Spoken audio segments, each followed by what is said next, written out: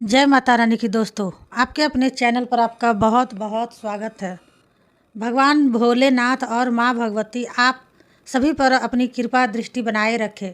दोस्तों, आज का हमारा विषय है कि आपकी परीक्षा जब चरम सीमा पर होती है तो आपकी बुद्धि बुद्धि के साथ यह होने लगता है, यानी कि जब आपकी परीक्षा का समय जो है वह ख़त्म होने वाला होता है तो आपको कौन कौन से संकेत मिलते हैं और क्या क्या घटनाएं जो आपके साथ घटित शुरू हो जाती है।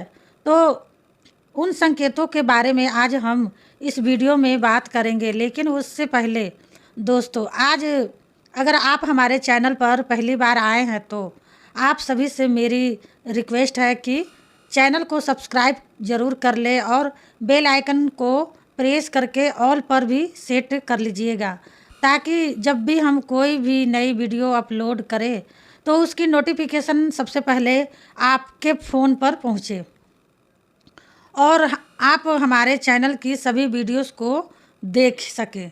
वीडियो पसंद आए तो लाइक करें, कमेंट करें और ज़्यादा से ज़्यादा आध्यात्मिक लोगों के साथ वीडियो को शेयर भी करें।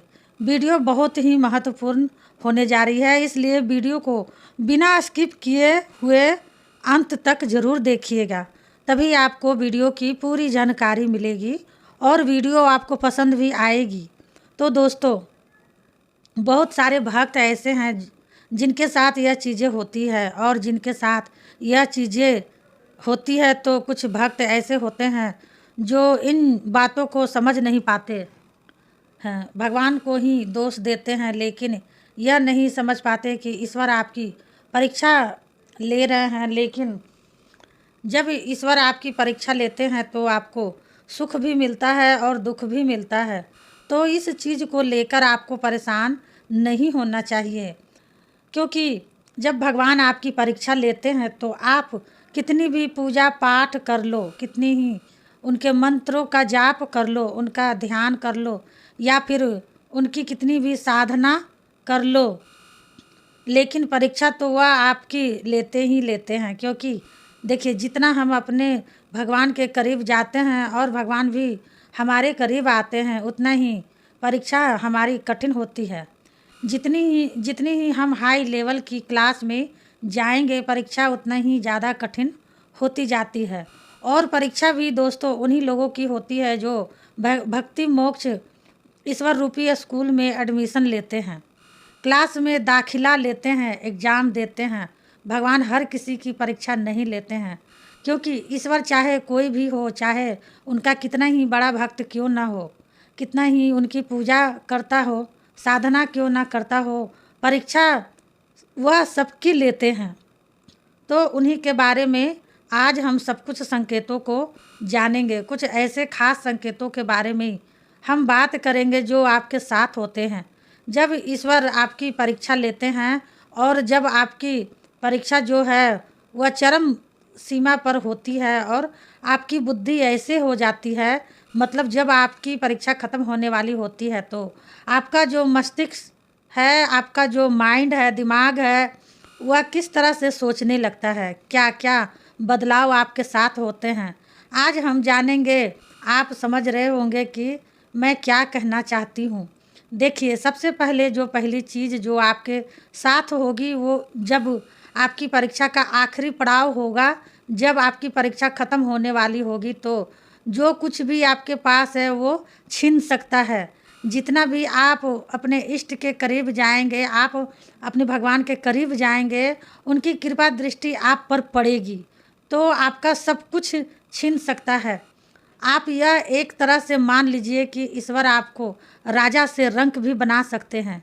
मतलब कि जैसे आप किसी अच्छी मल्टीनेशनल कंपनी में जॉब कर रहे हैं, आपकी सैलरी अच्छी आ रही है, तो अचानक से आपकी जॉब छूट सकती है, या फिर कोई बड़ा काम या बिजनेस आप कर रहे हैं या करने की सोच रहे हैं तो वह भी काम बनते बनते बिगड़ने लगते हैं। आप किसी ऐसे व्यक्ति से मिल रहे हैं जिन पर आपको बहुत ज़्यादा विश्वास है, ट्रस्ट है, पैसे को लेकर या फिर रिलेशनशिप को लेकर, तो वह अचानक से ऐसे आपको झटका लगेगा कि आप सोच भी नहीं पाएंगे। आपने कभी यह सोचा भी नहीं होगा कि आपको जिस पर पूरा ट्रस्ट था, यहाँ तक कि आप 100% आपको पता था कि यह मेरा साथ देगा ही देगा, लेकिन वह काम आपका बिगड़ जाता है। तो इस तरह से चीज़ें आपके साथ जो है ख़राब होनी शुरू हो जाती है। आपका एक तरह से जो ईश्वर पे विश्वास जो है वह डगमगाने लगता है, टूटने लगता है।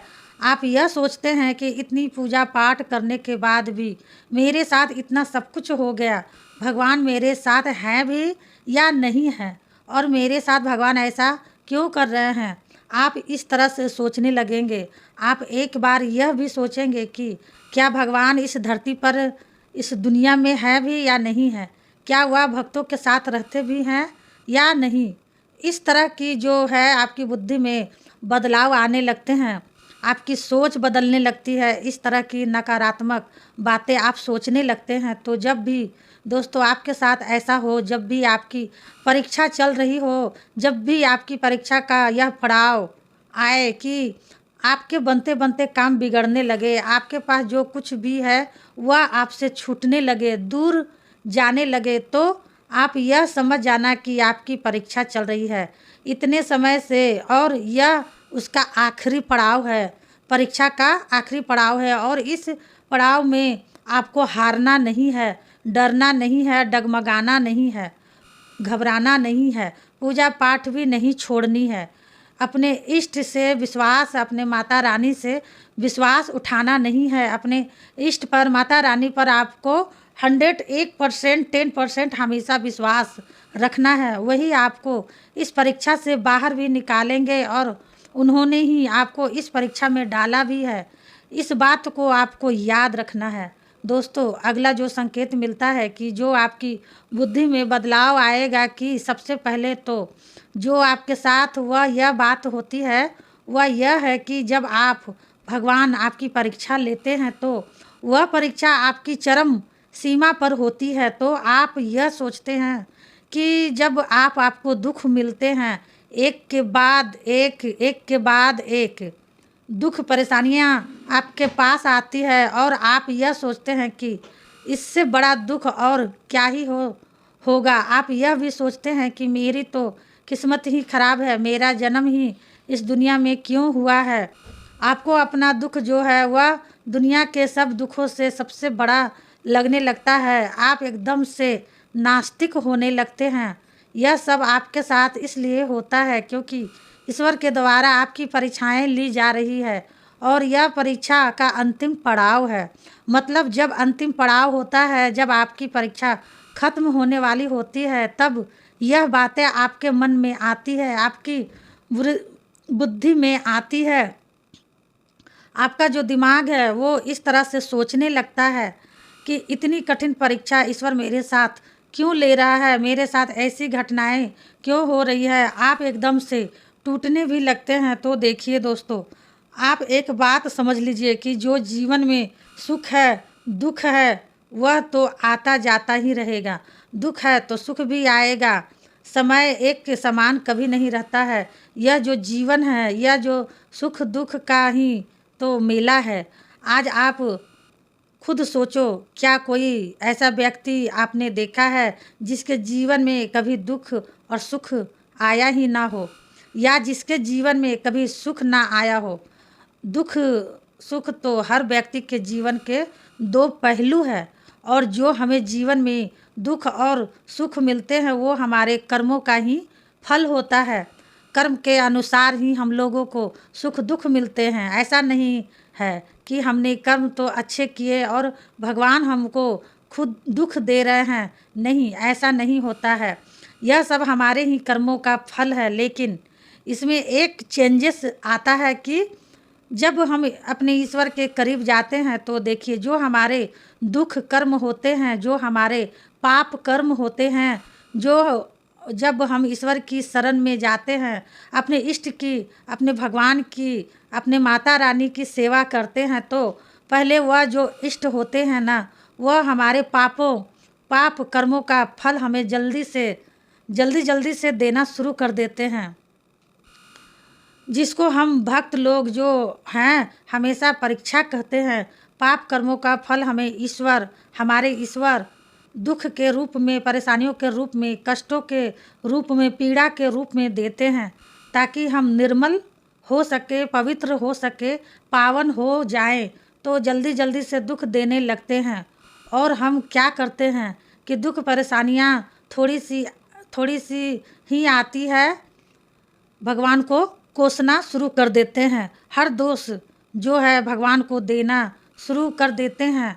पूजा पाठ छोड़ देते हैं, साधना करनी बंद कर देते हैं। लेकिन ऐसा समय में दोस्तों हमें पूजा पाठ को छोड़ना नहीं है। अपने नाम जाप जो साधना है वह बंद नहीं करना है। ईश्वर पर से विश्वास नहीं हटाना है। आप जितना नाम जाप करेंगे, जितना पूजा पाठ करेंगे, वह आपको उतने ही बड़े बड़े दुख देंगे। वैसे यह बात आपको बहुत अजीब सी लग रही होगी, लेकिन यह सत्य है कि जितनी आप पूजा पाठ करेंगे, जितनी आप ज़्यादा मंत्र जाप करेंगे, ध्यान साधना करेंगे, दुख बड़े से बड़ा दुख जो है आपके सामने आएंगे। क्योंकि दोस्तों जो आपके पूर्व कर्म है ना, जो पिछले जन्म में आपने बुरे कर्म किए हैं, जो अर्जित करके आपने रखे हुए हैं, मतलब जमा करके रखे हैं, तो आपका तो आपको ईश्वर जो है उन पापों का, कर्मों का खत्म करने के लिए जल्दी जल्दी फटाफट दुख देने लगेंगे, बड़े से बड़ा दुख देंगे। लेकिन उन दुखों के पीछे आपको नहीं पता है कि उन दुखों के पीछे कितने सुख छुपे हुए हैं। और जब आपके सब दुखों का समय जो है, दुखों की घड़ी जब समाप्त हो जाएगी, जब आपकी परीक्षा का, दुखों का अंतिम पड़ाव खत्म हो जाएगा, तो वही ईश्वर आपको इतना सुख प्रदान करेंगे, इतना सुख देंगे कि आप सोचेंगे भी नहीं कि एक समय मेरे साथ कैसा था, मेरी हालत उस समय कैसी थी। ना ही मैं रो रहा था, ना ही मैं हंस रहा था, ना मर रहा था, ना जी रहा था, एकदम से डिप्रेशन में चला गया था। और आज यह समय है जब मेरे ईश्वर ने मुझे क्या कुछ नहीं दिया। तो दोस्तों आपको कभी भी हार नहीं माननी है। जब भी आपके साथ यह सारी चीज़ें होने लगे, तो आपका जो आपकी बुद्धि है उसमें परिवर्तन आता है। वो यह कि आपको ऐसा लगने लगता है कि भगवान कुछ है ही नहीं। आप सोचते हो कि ईश्वर तो इस धरती पर है ही नहीं। आप ईश्वर के अस्तित्व को स्वीकार नहीं करते हो, समझते नहीं हो। आप सोचने लगते हो कि मैं इतनी पूजा पाठ करता हूँ या करती हूँ, मैं इतने जो सत्य कर्म करता हूँ, व्रत उपवास करता हूँ, लेकिन आपके सामने कोई ऐसा व्यक्ति है जो कुछ नहीं करता है, ना पूजा पाठ करता है, ना दान पुण्य करता है, ना कोई अच्छा कर्म करता है, फिर भी उसके साथ उसके जीवन में सब कुछ अच्छा हो रहा है। ऐसे में आप अपने ईश्वर पर शंका करने लगते हो। आपकी जो बुद्धि है वो आपको जगह जगह यहाँ वहाँ भटकाने लगती है कि अब मैं क्या करूँ, मैं किस भगत के पास जाऊँ, किस तांत्रिक के पास जाऊँ। नकारात्मक विचार आपके दिमाग में आने लगते हैं। भगवान तो मेरा कुछ कर ही नहीं रहा है, अब मैं किस तरह से पूजा पाठ करके किस भगवान को मनाऊं, किस इष्ट को मनाऊं। तो दोस्तों एक बात आप ज़रूर समझ लीजिए कि आपकी परीक्षा भी तभी होगी जब आपके इष्ट आपसे प्रसन्न होंगे, खुश होंगे। जब वह प्रसन्न होंगे तो वह सबसे पहले आपके पापों कर्मों को काटते हैं। उन्हीं पाप कर्मों का परिणाम होता है कि आपको जो भी यह दुख मिलता है जीवन में, एक बहुत गहरी अर्थपूर्ण बात है जो आपको यहाँ समझनी ही होगी।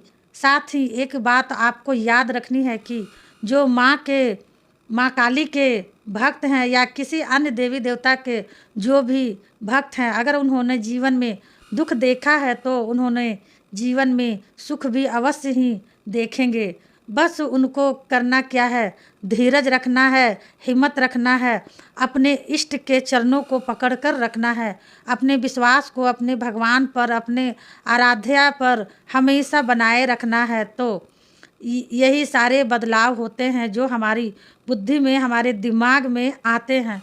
और हमारी बुद्धि के साथ यह सब होना शुरू हो जाता है जब भगवान हमारी परीक्षा लेते हैं। तो उम्मीद करती हूँ कि वीडियो आपको अच्छे से समझ में आ गई होगी। वीडियो पसंद आई है तो वीडियो को लाइक करें, कमेंट करें और ज़्यादा से ज़्यादा अपने दोस्तों और रिश्तेदारों के साथ शेयर भी करें। हमारे चैनल पर दोस्तों और भी बहुत अच्छी अच्छी वीडियोस है, उन्हें भी जाकर आप ज़रूर देखें।